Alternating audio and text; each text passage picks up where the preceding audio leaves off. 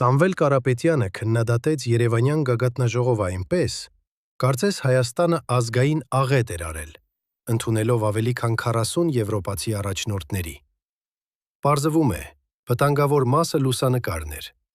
Նա ասում է, թե մեկ նախընտրական լուսանկարը կարող է խախտել տարածաշրջանային հավասարակշռությունը և ճանապարհ բացել 300,000 ադրբեջանցիների մուտքի համար Հայաստան։ Այսինքն հիմա սահմաններն աշխատում են լուսանկարի փայլատակումով։ Մեկ ձեռքը սեղմում, մեկ գագաթնաժողովի նկար և 300,000 մարդ հայտնվում է դարպասի մոտ։ Ուժեղ դրամա է, թույլ ապացույցներով։ Այդ թիվը չի գալիս գագաթնաժողովից։ Այն գալիս է Բաքվի արևմտյան Ադրբեջան նարատիվից, որտեղ պաշտոնյաները խոսում են խորհրդային Հայաստանում մինչև 1980-ականների վերջը ապրած մարդկանց վերադարձի մասին։